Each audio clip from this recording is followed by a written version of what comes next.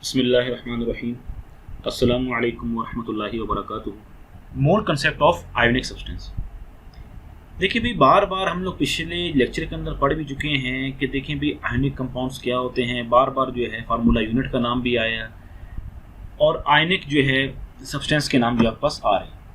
अच्छा देखिए भी आयोनिक सब्सटेंस वो होते हैं जिनके, एक बार आप दोबारा सुन लें, तीसरी बार मैं आपको बता रहा हूँ कि आयनिक कंपाउंड्स वो होते हैं जिनके अंदर कोई डिस्क्रीट मॉलिक्यूल्स नहीं होते, यानी बकायदा को जो है मॉलिक्यूल्स की शक्ल में नहीं होते, इससे के साथ जो है जुड़े नहीं होते, इससे के साथ जो है उनका रब्त नहीं होता। इनको हम रिप्रेजेंट करते हैं फार्मूला यूनिट्स से। इनका खास कोई मॉलिक्यूलर फार्मूला भी नहीं होता। अच्छा, इनको हम रिप्रेजेंट करते हैं एम्पिरिकल फार्मूला से। और अगर हमने बताना हो कि इसके अंदर कितने यूनिट्स से मिल के ये जो है आपके पास इसका एम्पिरिकल फार्मूला बना है, उसको हम लोग कहलाते हैं फार्मूला यूनिट। और इनको जो हम लोग शो करते हैं वो हम लोग शो करते हैं, इनके होते हैं एम्पिरिकल फार्मूला। और एम्पिरिकल फार्मूला आपको पता है ये वो फार्मूला होता है जो एटम्स के दरमियान में जो है रिलेशन बताता है, या इनके जो है मुवाजना बताता है कि कार्बन के मुकाबले में या हाइड्रोजन के मुकाबले में, किसी भी एलिमेंट के मुकाबले में दूसरा एलिमेंट का रेशो कितना है, कि एलिमेंट्स का आपस में रेशो कितना, आपको वो चीज़ बताते हैं। तो इनका होता है जी आपके पास एम्पिरिकल फार्मूला। अच्छा, इसमें जो है ना क्लस्टर ऑफ आयंस होते हैं। पॉजिटिव आयंस को नेगेटिव्स ने सराउंड किया होता है और नेगेटिव आयंस को पॉजिटिव आयंस ने सराउंड किया होता है। तो ये होते हैं और कोई डिस्क्रीट मॉलिक्यूल्स नहीं होते। और मैंने आपको एवोगैड्रो नंबर का भी कंसेप्ट दे दिया था कि अगर आपके पास मिसाल के तौर पर 1 मोल हो तो उसमें आपके पास कितने होंगे, आपके पास फार्मूला यूनिट्स या नंबर ऑफ मॉलिक्यूल्स आपके पास कितने होंगे, या आपके पास केमिकल यूनिट्स कितने होंगे, वो होते हैं 6.02 इंटू 10⁻23। ये देखिए 1 मोल के अंदर होते हैं 6.02 इंटू 10⁻23 फार्मूला यूनिट्स। देखें जी, आपको दोबारा मैं बता रहा हूँ कि इनका आयोनिक कंपाउंड्स का मॉलिक्यूलर फार्मूला नहीं होता, इनका एम्पिरिकल फार्मूला होता है। अच्छा, अब एम्पिरिकल फार्मूला मिसाल के तौर पर आपका NaCl है, उसमें एक पॉजिटिव आयन है सोडियम का, एक नेगेटिव आयन है क्लोरीन का। तो फार्मूला यूनिट आपको ये बताता है कि इस फार्मूले में या इस साल्ट के अंदर या इस क्रिस्टल के अंदर एक फार्मूला यूनिट है सोडियम का, एक फार्मूला यूनिट है क्लोराइड का। तो फार्मूला यूनिट से आपको पता ये चलता है कि कितने मॉलिक्यूल से मिल, कितने आयन से मिल के वो क्रिस्टल आपके पास बना है या आयनिक कंपाउंड बना है। तो इसलिए मैंने यहाँ पर लिखा है केमिकल यूनिट्स की बजाय 1 mole is equal to 6.02 into 10⁻23 formula unit. अच्छा, अभी आपको एग्जांपल से और क्लियरिफाई हो जाएगा। ये देखिए जी, आपके पास है जी सोडियम क्लोराइड, जिसको हम लोग कहते हैं NaCl। अच्छा, अगर आपके पास 1 मोल हो, 1 mole of NaCl is equal to, देखिए इसमें वही होंगी फार्मूला यूनिट्स 6.02 इंटू 10⁻23 Na और Cl यूनिट्स, यानी 6.02 इंटू 10⁻23 फार्मूला यूनिट्स होंगे सोडियम के, और 6.022 इंटू 10⁻23 फार्मूला यूनिट्स होंगे क्लोरीन के, क्लोराइड आयन के। तो टोटल आपके पास क्या बन गए, हम कैसे लिख सकते हैं इसको हम ऐसे भी लिख सकते हैं। ये देखिए 6.022 23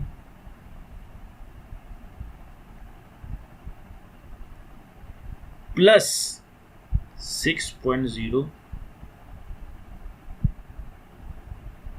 नेगेटिव आयंस क्लोराइड की शक्ल में।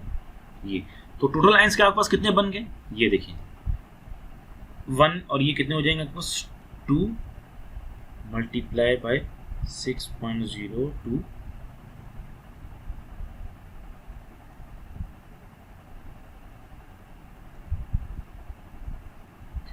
ये देखिए टोटल आयन आपके पास कितने होंगे, ये आपके पास टोटल आयन्स आपके पास, ओह सॉरी मैं आपको बता दूं, ये देखिए ये आपके पास बन गए जी टोटल आयन्स।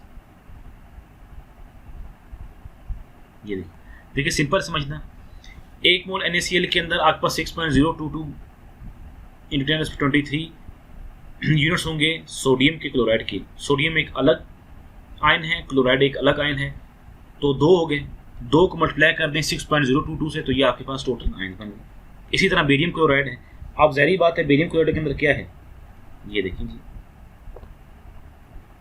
ये देखें बेरियम,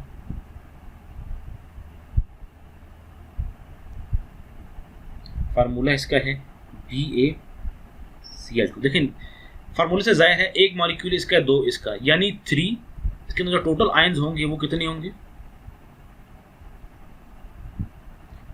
3 × 6.022 × 10⁻23 आयन्स होंगे इसके अंदर।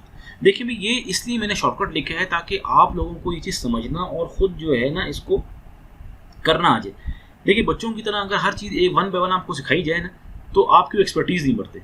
इसमें देखिए आपको मैं बता देता हूँ दोहरा के, देखिए एक आयन इसमें पॉजिटिव है बेरियम का, 2 आयन्स क्लोराइड के हैं और क्लोराइड नेगेटिव है, तो बेरियम का एक आयन, क्लोराइड के 2 आयन, 2 + 1 + 2 3 हो गए, 3 मल्टीप्लाई बाय, ये तो मॉलिक्यूल्स होते ही होते हैं, आयन्स होते ही होते हैं, तो बस ये जिसका आंसर आ जाएगा। तो भाई ये देखें इस तरह जो हम निकाल सकते हैं। अच्छा मोलर मास ऑफ, अभी आपने जो है इसका मोलर मास कैसे निकालना है उसको हम लोग सीख लेते हैं कि वो कैसे निकालना है आपने। चलें जी, तो उम्मीद करता हूँ आपको ये अच्छी तरीके से समझ आ गया होगा। चलिए जी आज भी अभी एक नया कंसेप्ट हम लोग पढ़ते हैं, वो है जी मोलर मास ऑफ आयोनिक या आयोनिक सब्सटेंसेस। ये देखिए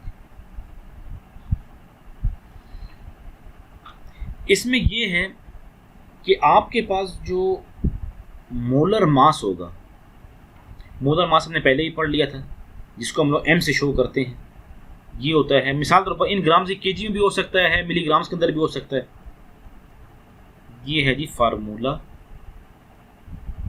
मास की। अच्छा फार्मूला मास ज़ाहिर बात है हम लोग किसके लिए इस्तेमाल करते हैं, हम लोगों ने एम्पेरिकल फार्मूले को हम लोग फार्मूला मास भी कहते हैं, सही। तो ये टर्म मुख्तलिफ होती हैं। अच्छा बाद उसके अंदर एम्पेरिकल फार्मूला, स्टैकोमेट्रिक फार्मूला और फार्मूला मास, ये एक ही चीज़ के 3 जो हैं नाम हैं आपके पास।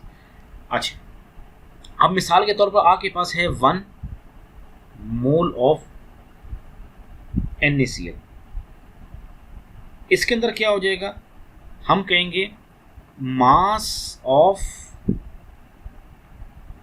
6.02 × 10⁻23 Na positive plus Cl negative ion. See देखिए अगर आपने 1 मोल निकालना है NaCl में तो आप क्या करें, जो उसके सोडियम का पॉजिटिव आयन है, क्लोराइड का नेगेटिव आयन है, उसके जो मॉलिक्यूल्स कितने होते हैं, ये होते हैं 6.022 × 10⁻23 फार्मूला यूनिट्स हैं। तो इतने मॉलिक्यूल्स का आप मास ले लें सोडियम आयन का, और इतने आयन्स का आप मास ले लें क्लोराइड आयन्स का। अच्छा अब और इस बात को मज़ीद समझने के लिए देखें और क्लियरिफाई करते हैं। अच्छा ये जो है ना इज इक्वल, ये इसको मैं यहाँ पर लिख रहा हूँ ताकि स्पेस मार्क्स बच जाए।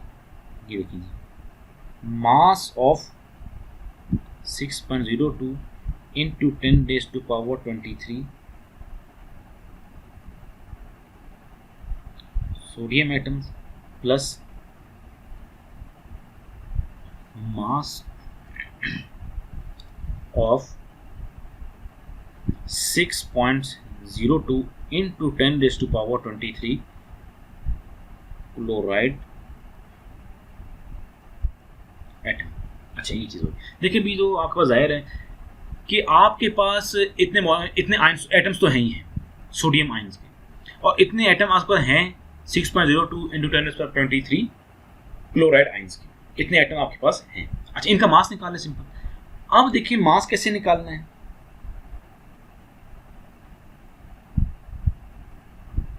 हम कहेंगे मोलर